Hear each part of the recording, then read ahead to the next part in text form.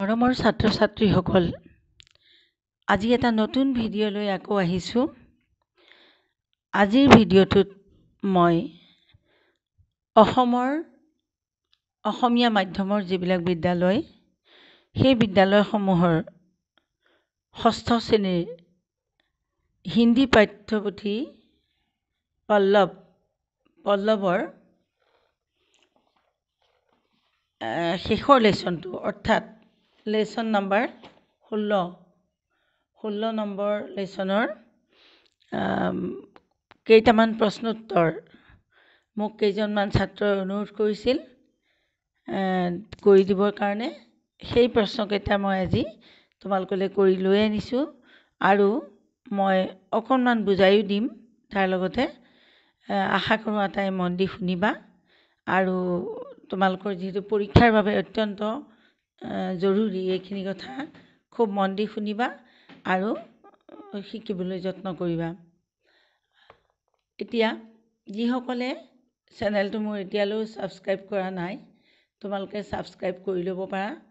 অহা নতুন বৰ্ষত, এতিয়া পৰীক্ষা শেষ হোৱাৰ পিছৰ পৰা মই ইংৰাজী গ্ৰামাৰ আৰু ইংৰাজী আৰু হিন্দীৰ পাঠ্যপুথিৰ নিয়মীয়া ক্লাছ দিবলৈ চেষ্টা কৰিম। আহাচোন এতিয়া তেনেহ'লে আমি আমাৰ কামটোলৈ আহোঁ। খেল অৰ চেহত, এইটো তোমালোকৰ পল্লৱ ভাগ 1 এই কিতাপখনৰ 16 নম্বৰ পাঠ। এই পাঠটোৰ 4 নম্বৰ প্ৰশ্নটো আছে, नीचे कुछ खेलों के नाम दिए गए हैं, इनमें से कौन बाहरी और भीतरी खेल है। তলত কিছুমান খেলৰ নাম দিয়া আছে, ইয়াৰ ভিতৰত কোনটো বাহিৰত খেলা খেল আৰু কোনটো ভিতৰত খেলা খেল, সেইটো লিখিব লাগে। খেলকেইটাৰ নাম হৈছে football, hockey, ludo, cricket, carrom, শতৰঞ্জ। এই 5টা খেল। বাহিৰত খেলা খেল হৈছে ইয়াৰ ভিতৰত ফুটবল, হকী আৰু ক্ৰিকেট। আৰু ভিতৰি খেলা খেল হৈছে লুডু, কেৰম, শতৰঞ্জ। এইখিনিতে আকৌ এটা কথা মই মনত পেলাই দিবলৈ লৈছোঁ, এই যে হকী আৰু ফুটবলৰ ওপৰত তোমালোকে চন্দ্ৰবিন্দুৰ দৰে এটা বস্তু দেখিছা, চিহ্ন দেখিছা, মই এইটো চিহ্নৰ কথা কৈছোঁ। এইটো প্ৰকৃততে চন্দ্ৰবিন্দু নহয়, কাৰণ ইয়াত বিন্দুটো নাই। তোমালোকে নিশ্চয় মন কৰিছা। ইংৰাজী শব্দবোৰ যেতিয়া আমি হিন্দীত লিখোঁ, তাৰ উচ্চাৰণত যাতে আমি ইংৰাজী শব্দটোৰ দৰেই উচ্চাৰণ কৰোঁ, সেই কথাটো বুজাবৰ কাৰণে এই চিহ্নটো প্ৰয়োগ কৰা হয়। মই আকৌ কৈছোঁ, এইটো চন্দ্ৰবিন্দু নহয়, এইটো হৈছে যেনেকুৱা আমি কওঁ হকী, কিন্তু ইয়াত লিখিছোঁ হাকী বুলি লিখিছোঁ। ইয়াৰ ওপৰত এই চিহ্নটো এইকাৰণেই দিয়া হৈছে, হাকী যদিও মই লিখিছোঁ, কওঁতে কিন্তু আমি ইংৰাজী শব্দটো যিহেতু হকী, আমি হকী বুলিহে কওঁ। ঠিক তেনেদৰে ফুটবল শব্দটো ফুটবাল লিখিছোঁ, ফুটবাল নহয়, আচলতে ফুটবল। এই বল বুলি ক'বৰ কাৰণে ইংৰাজীৰ দৰে উচ্চাৰণ কৰিবৰ কাৰণে এই চিহ্নটো ব্যৱহাৰ কৰা হৈছে। এতিয়া তাৰপিছৰ প্ৰশ্নটোলৈ আহা তোমালোক। प्रश्न नंबर 5, कौन किस खेल का खिलाड़ी है, रेखा खींचकर मिलाओ। কোনে কোনটো খেল খেলে লাইন টানি মিলাবলৈ কৈছে। প্ৰথম নামটো চোৱা, জয়ন্ত তালুকদাৰ, আৰ্চাৰী মানে ধনুকাৰ যে মাৰে, সেইটো খেল। Dipankar Bhattacharya, badminton. Monalisa Barua Mehta, tennis. Baichung Bhutia, football. তাৰপিছত ধ্যান চান্দ, হকী। পিটি ঊষা, দৌৰ। শিৱ থাপা, বক্সিং। মই ভাবোঁ এইখিনিত একো অসুবিধা তোমালোকৰ নাই, এইখিনি বহুতেই জানা, আৰু যিসকলে নাজানা কৰি দিছোঁ, তোমালোকে চাই শিকি ল'বা। ইয়াৰ পিছৰ প্ৰশ্নটো চোৱা, উত্তৰ দো। ইয়াতে কেইবাটাও প্ৰশ্ন আছে। प्रथम प्रश्न तो चुना, अधिक देर तक टीवी देखने से क्या नुकसान होता है। बेसी दीघलिया समय टीवी चाले कि लोकसान है आमार। उत्तर, अधिक देर तक टीवी देखने से हमारी आँखों की रोशनी कमज़ोर हो जाते हैं। बहुत देरी टीवी चाले कि হয় আমাৰ চকুৰ ৰশ্মি कमज़ोर हो जाए और हमें चश्मा लग जाते हैं और आमार चश्मा लबलगिया अवस्था है। यार पिछर प्रश्न तो चुआ खेलने से क्या क्या फायदे हैं? खेलिलेनो की लाभ है? उत्तर खेलने से हमारा मनोरंजन होता है। खेलिले हमारा मनोरंजन है, मन तो ভাল लगे। खेल हमारे शरीर में स्फूर्ति और उल्लास भर देता है। खेले हमारे शरीर फूर्ति और उल्लास भराई तोले। खेलने से हमारे सेहत भी अच्छी रहती है और हमारे स्वास्थ्य खेल दिले भाले थके। डॉक्टर और वैज्ञानिक क्या मानते हैं?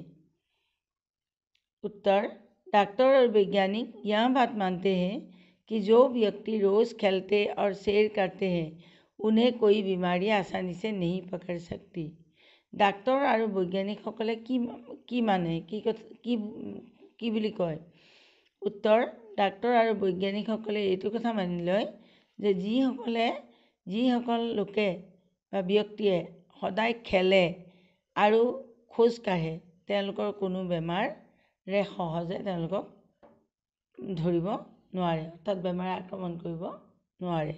यार पिछर प्रश्न तो चुआ शरीर को स्वस्थ रखने के लिए क्या जरूरी है? शरीर को स्वस्थ रखने के लिए क्या जरूरी है? शरीर को स्वस्थ रखने के लिए संतुलित भोजन और खेलकूद जरूरी है। शरीरक सुस्थ कर राखिबले आमाक कि लागिब? संतुलित भोजन अर्थात बैलेंस डाइट और खेलकूद माने स्पोर्ट्स आमी खेला धूला करिब लागिब। यार पिछर प्रश्न तो आहा।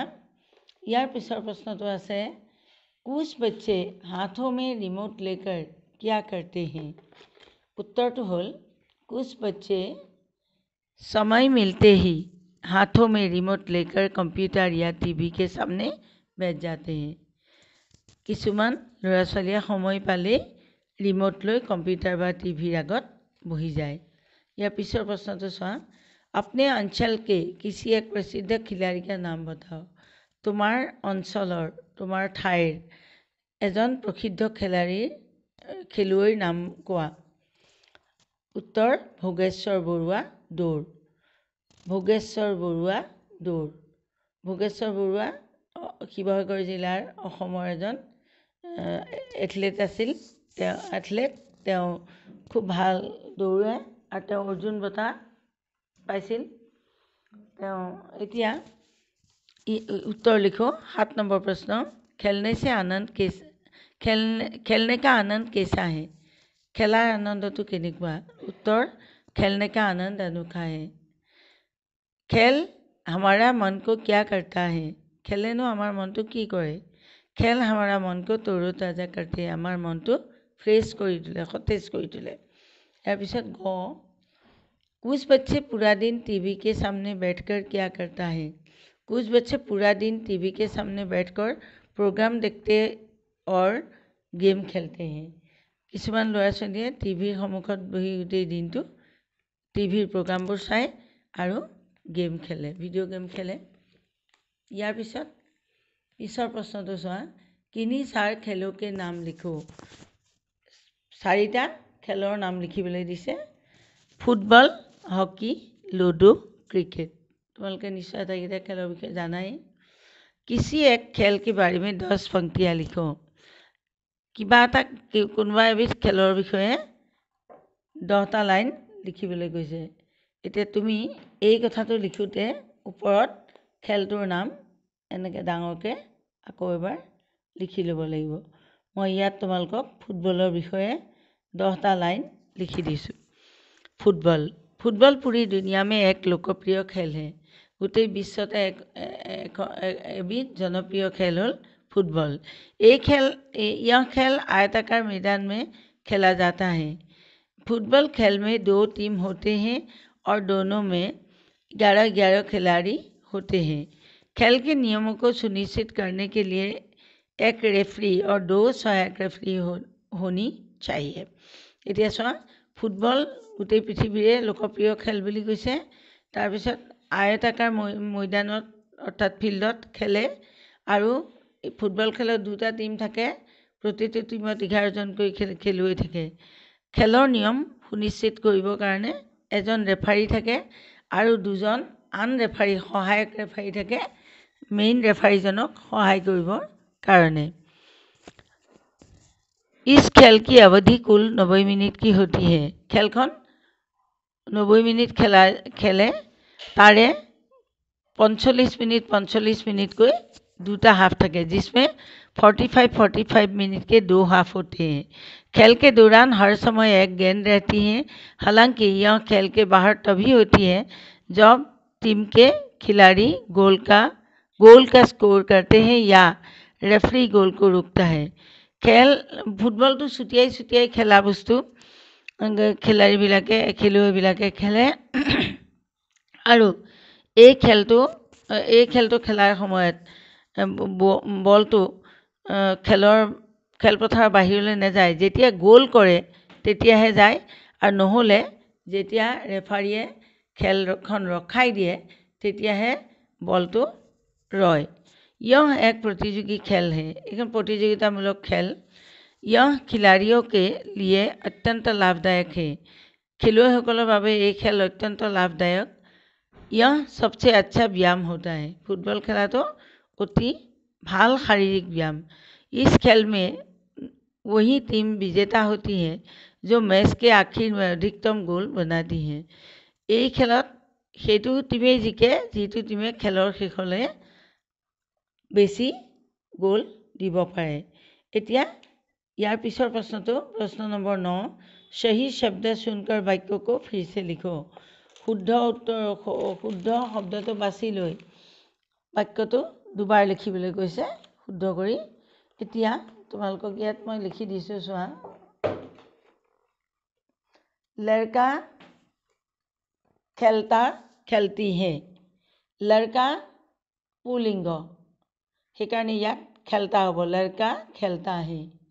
খেলতি যদি লড়কি হ'লহেঁতেন তেতিয়া খেলতি হ'লহেঁতেন। লড়কিটো স্ত্ৰীলিংগ, কিন্তু লড়কা যিহেতু পুলিংগ গতিকে খেলতা হে।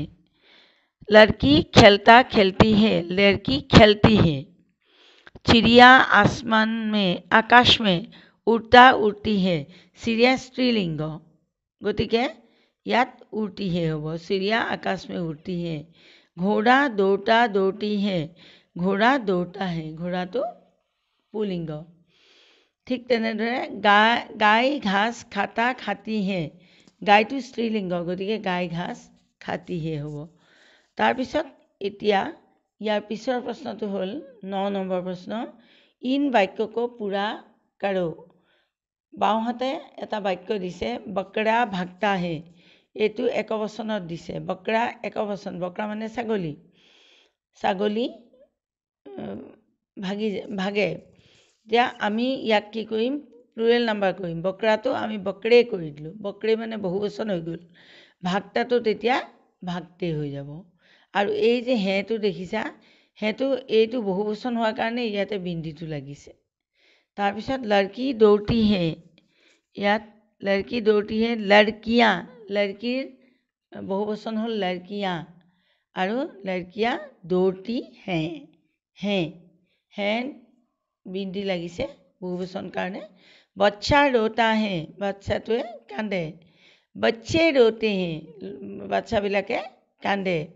ইয়াত আকৌ দেখিছা তোমালোকে এইটো বচ্চে হোৱাৰ কাৰণে এইটো ৰোতে হৈছে, আৰু ইফালে হেত বিন্দি লাগিছে। চিৰিয়া উৰ্তি হে। চিৰিয়া উৰ্তি হে। চিৰিয়া যেতিয়া ছিংগুলাৰ নাম্বাৰ হয় তাত চন্দ্ৰবিন্দু নাথাকে। যেতিয়া বহুবচন হয় তেতিয়া কিন্তু বানানটো একেই থাকে, খালি ইয়াত চন্দ্ৰবিন্দু এটা লাগি যায়। আৰু উৰ্তি হে। হেত আকৌ বিন্দি লাগিছে। কপৰা চুকতা হে। কাপোৰ শুকায়। কপৰে, কপৰাৰ প্লুৰেল নাম্বাৰ হ'ল কপৰে, বহুবচন হ'ল কপৰে। কপৰে চুকতে হে। কপৰে হোৱাৰ কাৰণে চুকতাটোৰ ঠাইত এইটো চুকতে হৈ গ'ল। এতিয়া ইয়াৰ পিছৰ প্ৰশ্নটো চোৱা। ক্ৰিয়াও কি সহায়তা সে বাক্য বনাও। ক্ৰিয়াটো তোমালোকে যিকোনো ৰূপতে ব্যৱহাৰ কৰিব পাৰা। ইফাল সিফাল হ'লে একো নহয়, খালি বাক্যটো শুদ্ধ হ'ব লাগে খেলনা লড়কা ফুটবল খেলতা है लड़का फुटबॉल खेलता है खाना गाय खाना खाती है हंसना फतीमा जोर से हंसती है उड़ना चिड़िया आसमान में उड़ती है पढ़ना हाइला ने पुस्तक पढ़ी बस তাৰপিছত 17 নম্বৰটো চোৱা তোমালোকৰ নিজৰ মনৰ পৰা লিখিবলগীয়া এইটো প্ৰশ্ন কিন্তু মই তোমালোকে বহুতে লিখিব নোৱাৰিবা বুলি ভাবি এইটোৰ উত্তৰটো লিখি দিছোঁ तुम अपने स्वास्थ्य का ध्यान कैसे रखते हो তুমি নিজৰ স্বাস্থ্যৰ যত্ন কেনেকৈ লোৱা संक्षेप में लिखो चमुকৈ लिखा उत्तर स्वस्थ रहने के लिए मैं संतुलित भोजन खाता हूँ और रोज व्यायाम करती हूँ संतुलित भोजन खाती हूँ হ'ব মই এইটো স্ত্ৰীলিংগত লিখিছোঁ মই যেহেতু এগৰাকী তিৰোতা গতিকে মই এটা स्त्रीलिंगत लिखिছোঁ स्वस्थ रहने के लिए मैं संतुलित भोजन खाती हूँ और रोज व्यायाम करती हूँ মই স্বাস্থ্যৱান হৈ থাকিবৰ কাৰণে সদায় বেলেন্স ডায়েট খাওঁ আৰু সদায় ব্যায়াম কৰোঁ रोज स्नान करती हूँ সদায় মই গা ধোওঁ और साफ कपड़ा पहनती हूँ আৰু মই কি কৰোঁ চাফা কাপোৰ পিন্ধো আজিৰ ভিডিঅ'টো ইমানেই আশা কৰোঁ এই প্ৰশ্নবোৰ বহুতৰ হোৱা নাছিল সেইখিনি প্ৰশ্ন এতিয়া তোমালোকে বুজি পালা আৰু পৰীক্ষাৰ বাবে প্ৰস্তুত হ'বা এইখিনি নিজে শিকিবা সময় এতিয়াও আছে তোমালোকৰ গতিকে ভালদৰে শিকি তোমালোকে পৰীক্ষাত লিখিব পৰাকৈ বানান চানানবিলাক ভালদৰে চাবা আৰু যদি ভিডিঅ'টোৰ পৰা কিবা লাভ হ'ল বুলি ভাবা তোমালোকৰ তেনেহ'লে তোমালোকে ইয়াক লাইক শ্বেয়াৰ কৰিবলৈ নাপাহৰিবা আৰু মোৰ চেনেলটো যিসকলে এতিয়াও ছাবস্ক্ৰাইব কৰা নাই ছাবস্ক্ৰাইব কৰি ল'বা বুলি আশা কৰিছোঁ এইখিনিতে আৰু এটা কথা কওঁ যে তোমালোকৰ পৰীক্ষা হৈ যোৱাৰ পিছত তোমালোকে এনেই বহি থাকিলে নহ'ব অলপ অলপকৈ তোমালোকে কিছুমান গ্ৰামাৰ চামাৰ এনেকুৱা ধৰণৰ বস্তু পঢ়িব লাগিব সেইখিনিত মই তোমালোকক